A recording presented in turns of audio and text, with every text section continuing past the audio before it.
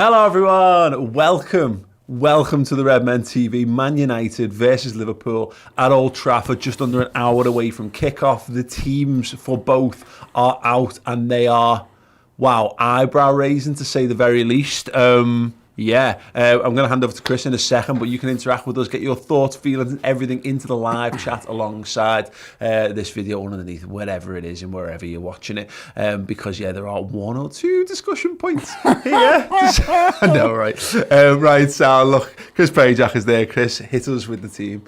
Well, okay. It's a bit of a nuts one, as Paul mentioned already. We've got Alisson Becker in goal. We've got Andy Robertson, Virgil van Dijk. Konate comes in for Joel Matip. Trent Alexander-Arnold. No, for me, Fabinho, he is out with a knee injury. It is looking like, according to the tweet, Fabinho misses out with a knock to his knee, which is not thought to be a long-term issue. So I've got it as Jordan Henderson playing in the 6. We've got James Milner and Naby Keita ahead of him. No Sadio Mane, he's on the bench. So Diogo Jota with Roberto Firmino and Mo Salah.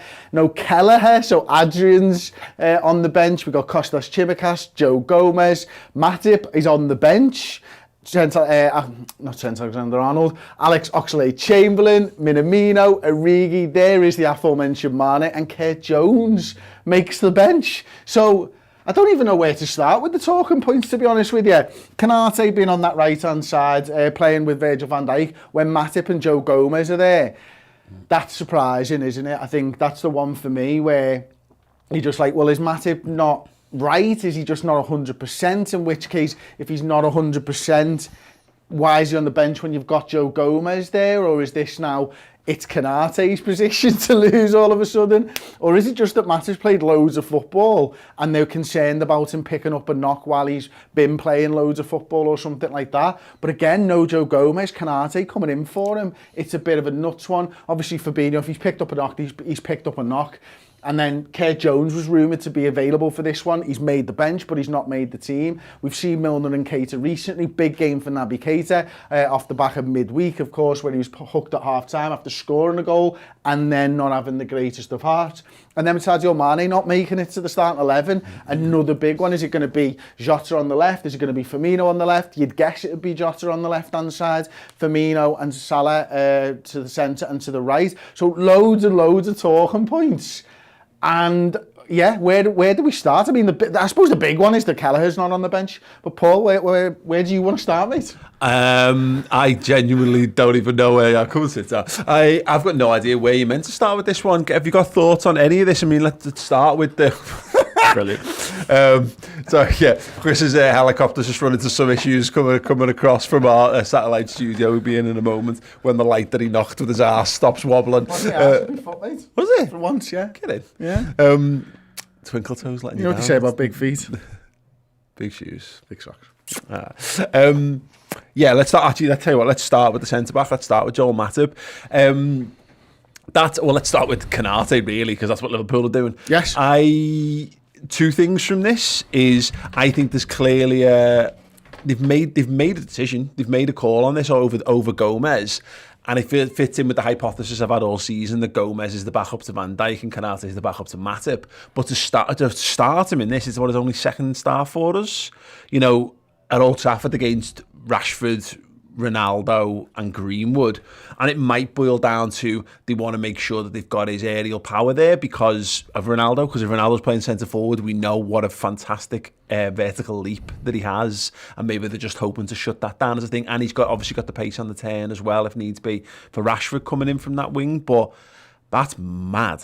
Yeah, it really is. And you know, I know Joe Gomez has got pace. I don't know, comparably, I don't know who's the fastest of the two, but Joe Gomez is rapid, and there's not many footballers that I know that can get the better of him in a foot race. So if it was just purely on pace, then I'd imagine Gomez would have been used. The heading thing's the interesting one for me, especially when you see that it's Greenwood, it's Rashford, it's Ronaldo. You know it's Ronaldo. They're going to probably throw, if they're in a losing position, they're probably going to throw Cavani on again, because that's what they tend to do. So there's always going to be somebody there with pace and power and good in the air. Obviously, you think Virgil van Dijk will be able to deal with it, but it's not up to the defender where the striker goes, is it? You know, if you put Joe Gomez in there, it's probably an easy decision for Ronaldo to go, well, if I'm looking to get a header in the box here, then I'm going to go and sit sit on Joe Gomez. If I'm gonna go try and run in behind, maybe I'll play against whoever. It doesn't matter. That's the big one, isn't it, Paul? The Konate. It's such a leap of faith for him. Yeah, and it's the work he's going to have to do in the channels, and and that understanding of his position and where he's meant to be and how we play and all that kind of thing, because you don't want him getting dragged all over the place, which it's easy to do sometimes, and it will depend on how Trent starts this game as well. Are we going to see Trent have to play within himself for 20 minutes, half an hour, 45 or whatever, just to make sure that we're not leaving him, Konate, all at sea, defending one or two or more guys down that side. Look, we spent a lot of money on him. If I got it wrong, he started 2 games for us. I've got it up here. I'd forgotten this, but it was Crystal Palace that he started the 3-0 win at Anfield, and he started the League Cup game against Norwich as well. 2 clean sheets in both of those games, which is which bodes well in that regard. But if we just started the season with him, we'd all be like, oh great, well this is how good this lad is. This could be just an indicator of that, because Klopp loves that. He loves to say, no, you there, I believe in you. You're great, go out there and show how good we are. And if we bought the centre-half that we think we've bought, well, he's 6'4", 6'5". Again, he's rapid, he's powerful. He's got all the assets. And you need all your assets when you're playing against Cristiano Ronaldo and Rashford. You're going to, but for me, I think you need experience as well, and experience of playing in Old Trafford, because it's going to be raucous, isn't it? We saw midweek what type of an atmosphere they can put out there when they want to. But maybe that's what sometimes may hold you back. I don't know. Maybe he's coming in fresh and he's going to go, look, I can handle this. I've played in big games before in my career, so I can go into Liverpool, Manchester United. It's so out there that I don't know whether I'm trying to read more into it than it is, or whether Jürgen just likes him. He's had a really good week in training. Well, out of interest, and that's that. He played at Old Trafford last season for Leipzig, which was in the game where they got beat 5-0, which is. So he's been to Old Trafford. He's been to an empty Old Trafford before. Yeah, revenge. Well, it's part of the revenge tour, isn't it? That's what we know. We know the theme of the season is. That's a big one. And again, it boils down to the Matip stuff. Is either this is the point where we're going to start to rotate the centre halves a bit more. Because we saw that with the Palace game and the League Cup game, and we presumed we might see a bit more of that. But he's doubled down, and actually he's doubled down on Matip and Van Dijk. But the point is, they're both. Van Dijk, they're both at 30, and they both had their major injury problems. More so Matip. I think it's been a shock how much Matip has played. Not because he's not good enough, he's amazing, but just that's a lot of football he's played, and we were probably gonna have to see him come out at some point. It's interesting if he's come out because they want to make sure that he's available next week and the week after and the week after, to bring him out because he's on the bench. He's not come out because he's injured and he's unavailable, which I think is quite an interesting step, which says somebody's made a call there. Yeah, and look, listen, you talk about it quite often. Sports scientists, people might be going, look, we're in the red now. You got a high chance of picking up an injury if you carry on playing Joel Matip, and it's that right risk reward. There's 3 points up for grabs here today. It is Manchester United, of course. It's away from home. It's one of the toughest games on the calendar for Liverpool. Yep. But if he's missing for a few games because of that, then actually it's only 3 points in a game, and he's not missing for 12, 15, 18, 21 points or whatever. And it might just be that thing of they just expect United to just ping balls over the top and run them down today. Which is what I'm expecting. Yeah. And so you're looking at Joel Matip and going, do we want to put him through that? And again, there's nerves from our perspective. I'd probably be calmer if it was Gomez, because for me, there's a slice of paper between him and Joel Matip in terms of who's our second best centre half. Konate thing is a bit because he's such an unknown quantity to us, not to fans of European football and the Bundesliga and in Leipzig or whatever. But yeah, that adds to the nerve certainly. But again, it goes back to our analysis of it. If he's just going to be turning around and bombing back towards his own goal to do a lot of his defensive work, then you want someone who's physically robust in that regard, someone who's not still recuperating, still not getting back to the peak of his form or whatever. So it's a mad one, but I can again try and put some words and understanding to what we're seeing in front of us. We got some comments before we move on. Ethsham Ulasan says he's been a member for 12 months as a wonder kid. Well done. Konate did well against them when he played for Leipzig. I mean, the scoreline doesn't reflect that at Man United, as we've discussed, but what a baptism of fire, he says. Also, odds on Salah doing the celebration after then doing 6.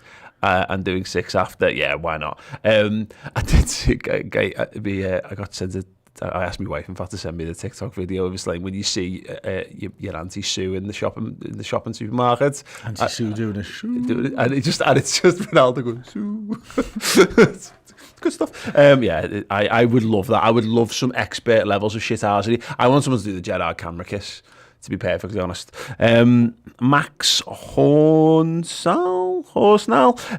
We see the long-awaited debut of our away kit today. We do indeed. You know, we've had a mad scramble this week trying to... How are you meant to do thumbnails when there's literally no pictures of Liverpool players in this kit because they didn't even play in it in pre-season. So yeah, there's like 3 doing the rounds, and you'll notice that everyone has either got that picture of Jota, the picture of Curtis Jones doing this, which we used on the build-up show thumbnail, and there's a couple others that are a real struggle to make look like they fit what the theme. But no, great. If you can't get hold of a Liverpool away kit, then you can get hold of a Redmen away themed sweatshirt, t-shirt. Available on redmenmerch.com right now if you want to do that kind of things. Also, grab a Christmas jumper while you're there. The midfield then, Chris, Fabinho, massive loss. I mean, and it's the kind of loss that's so much at the forefront of our minds because we were a bit crap in midweek. What life was like without Fabinho. And it does make me wonder whether Klopp will go 4-2-3-1 and match up with United's formation. Because you could imagine there with Milner and probably Jordan Henderson that those two could do the job, and then maybe play Naby in a bit more of a freer role, maybe a 10. My guess is that he doesn't, because he tends to just play 4-3-3 all the time. But it would be an interesting sort of caveat, I suppose, to everything else that we've seen along the way today since the team's come out. But look, I mean, Milner's experience is massive. Jordan Henderson's experience is massive. We know that he can play in that 6. You know, arguably when he went in there and we won the league, he was better than Fabinho.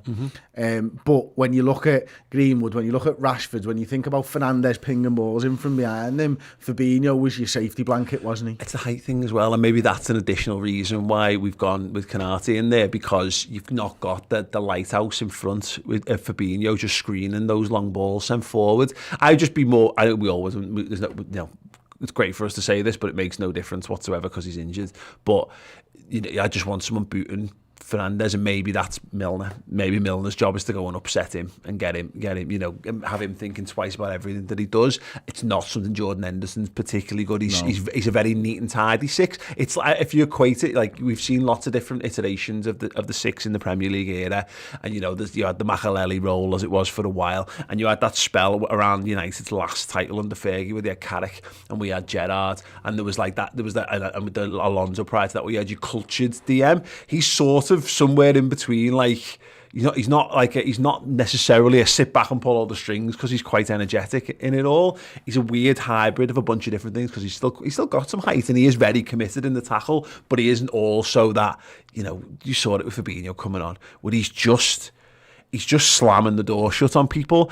I hope Hendo, we need Hendo to have a good game today, because we're not much more we can do with that position at this point. He's our second choice. Yeah, I think he's a throwback, if nothing else, Henderson. Like, the way he's got all the attributes of a centre midfielder in a 4-4-2, because he can go box to box. He can do everything really well. He can do the defensive side of things. He can get forward. He can go round the outside if you need him to. But we found in Liverpool's formation that the 8 probably suits him better. You know, that's not to say that he can't go and do the 6. He can pull the strings, of course he can. When Liverpool are dominating the ball, Jordan Henderson will be on there, 115, 120 touches every single game, and you won't notice him because they'll be really good, quick, concise touches where he moves the play dead quickly and stuff. But I hope that's what we see today. Yeah. Because Manchester United don't dominate the ball. They might look to, maybe, but my guess is they're going to look counter-attack. That's what they do against us. They're not going to want the ball. That's how they play. They don't have the midfield to be that. You know, the truth, and that's where it's going to be big to us. Do the United try to bypass the midfield, and how do we get a grip on it and build and have the bottle to do that in Old Trafford? Because we haven't had a lot of that. The other day was whip the ball over to Rashford down the outside. Whether it would be Maguire, whether it be Fernandes, or whether it was Luke Shaw, that's definitely what they're going to try and do to Trent Alexander-Arnold. And Konate is going to be over there, so we're going to see a lot of him. Yeah, absolutely. It's going to be And again, it boils down to the midfield balance. So, a couple of games ago now, we were talking about where does Naby play and where does Milner play, and we were talking about this, about Liverpool's right of that three is the more attacking one, as evidenced by Ox, followed by Elliott, and Henderson's been playing more advanced than he would normally do. So Keita started that, but then again, go back to Atletico, he was being undone in behind, so they switched Milner over to that for the back half of the first half, and it wasn't enough. Where Bruno Fernandes settles in this game is going to be important, because their aim will be to double up and to cause problems, and you would imagine you would go over to Trent's side, so that'll be interesting to see whether we do just start Milner on the right this time around and go a bit more like we used to, actually just go back to being all energy, everyone does everything rather than designating an attacking midfielder. And the good thing we've got is, with Curtis Jones on the bench, Mane on the bench, and Ox as well, who's looked bright of late, if we want to go up a gear and go a bit more attacking, we can. Obviously, we just can't go more the other way. No, I don't think so. Well, I'm looking at that side. I think I'm right in saying that a lot of that side is the side that played midweek in the first half for Manchester United. And they went 4-2-4, didn't they, essentially? It was well publicised. Paul Scholes been in the media for many things since then, but at first, I will say not most, but first it wasn't, it was him talking about the 4-2-4 and stuff. Is Fernandes going to be part of that midfield three? If he is part of that midfield three, I think that's better for Manchester United. If he's not, I think that's better for us. Yeah, well, you've just got to resist them, and that's the tough thing. And this could end up being one of those mad games of footy where this has got like 4-3 written all over it, because we're not ultra defensive and they're certainly. Although, that being said, having Fred and McTominay, and they've got their two most stable. I suppose Matic as well. You could have put in there if you want to have you shut the door as much as possible. That makes sense, but I'm fascinating. Michael East with the super chat, missed this one earlier, so apologies. This is why we've bought Konate. Good players just fit into the team. Keeping Matip fit is also important. Gomez still early in minutes after injury. Yeah, again, Gomez will obviously have Preston earmarked, and Konate, I guess, would have done as well. We'll see how they stand up for that. But it's mad. It speaks to the question from Kieran Paul in our Discord. Do you think Fab being missing today hints to why Klopp didn't start him against Atleti midweek? Yeah, it clearly, yeah, and well, actually, we say that they're saying he's picked up a knock, so, and it's not thought to be a serious thing, so that would say no. I think the reason he doesn't start in midweek is because of he'd been locked in a hotel and he'd not been training and he'd not been doing shape work and all that kind of stuff with the team. So you just asked that midfield to go again with the idea. I think the aim was always to have Fabinho to start this, because he doesn't miss 2 games back to back, and that's where I think our real. It's just 2 concerns. It is what it is. I'm feeling a little anxious about this, more than I probably should do. We've got the firepower to blow them away, but unfortunately, so have they. And not having, I think if you've got Fabinho in this team, ignoring the centre-half thing, because I think our centre-halves are all really good, I think we've got that was a team that could definitely control the football match and really sort of beat the life out of Man United. I'm a little less sure because of that, but not like I don't think we can win it. I do. My thought on this is Manchester United remind me of a long gone Liverpool side, where they can beat you on the day, but they're not going to compete over the course of a season. That's what I look at and see when I look at Manchester United. Yes, they've got the firepower to beat anybody. They can beat City, they can beat Chelsea, they can beat Liverpool, but they're not going to string the games back to back. We're going into this 21 unbeaten in all competitions, aren't we? And we're not talking like we are. Mm-hmm.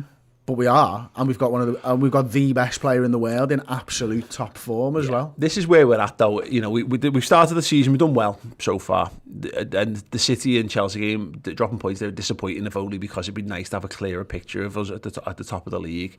We're now playing last out of everyone, out of the rivals, which is its own pressure, of course.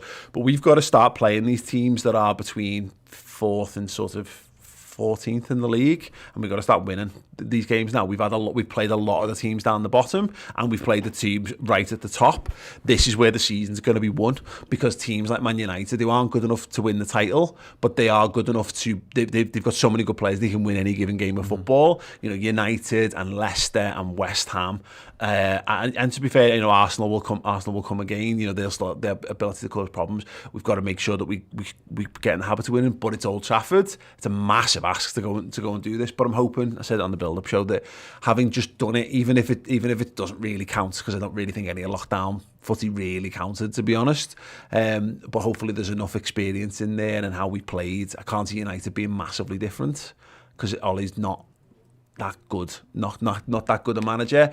There's a crowd to destroy is the most important mission. Luis Enrique Landa says, no fab is worrying, especially seeing how loose this midfield three can be. If Trent is not protected again, Rashford and Ronaldo will have a field day. Yeah, it's big. It's a big one for Naby Keita. Big game for him today, because if we're forced to hook him again, his days are numbered. Yeah. Because it's another big game that he's being trusted in when Oxlade-Chamberlain is fit. But the mad thing is, Ox, like if it was a meritocracy, Ox played better the other night. Yeah. Ox came on and played really, really well and didn't really put a foot wrong, did he? And now, I'm not saying that Keita was the worst player on the pitch. I genuinely don't think he was, and I've spoken about that loads of times already. I think the whole midfield was poor in the first half the other night. The other two lads got an opportunity to be better. Yeah. Naby didn't get that opportunity. Mm-hmm. He may well have if somebody else was subbed, but they weren't. But Naby Keita, now is his opportunity. If he's not fired up for this after midweek, he's never going to be fired up to play for Liverpool. Big one indeed. And as mentioned there, the league table, West Ham beating Tottenham, sends West Ham up to 4th, Spurs down in 6th, between them is Brighton and United down in 7th. This is one of those interesting opportunities. We talk about this. This is the big thing here. You've got a chance to put Man United in a battle for top 4 with this game, and you got a chance to keep us right in contention for the title, albeit it's still very early in the season. Yeah. Exciting stuff. Anyway, very exciting. Of course, Liverpool can win this game because we've got some amazing footballers. Right, we are going to take a little break. We're going to be back at 4:15 with the watch along, doing commentary, playing some Liverpool songs, having a good old chat about stuff. So if you want to get involved with that and you haven't subscribed to the channel already, do click the notification bell to be notified when we go live and all that good stuff. But yeah, what an afternoon. Now you've seen the team score prediction. 4-3 to Liverpool. You? 5-2 to Liverpool. Oh, God. It's like a 3-2. Second 5-2 of the weekend. I did actually think when I was listening to something on the way in, like, I could see it being another 4-2 type game, but whatever, as long as we win, I'm fully not asked. Thank you so much. Yes, check out more from us on the redmentv.com. Otherwise, check back at 4:15 for the watch along in a bit.